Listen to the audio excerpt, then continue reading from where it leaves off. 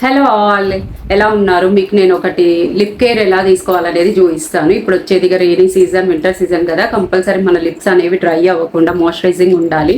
Lip బామ్స్లలో నేను beetroot lip balm అని ఒకటి పెట్టాను, పర్పుల్లో తీసుకున్నాను. చాలా బాగుంది ఇది.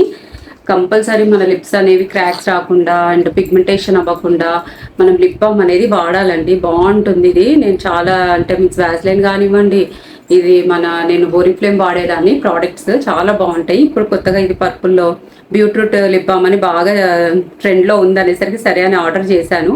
కానీ చాలా బాగుందండి. కంపల్సరీ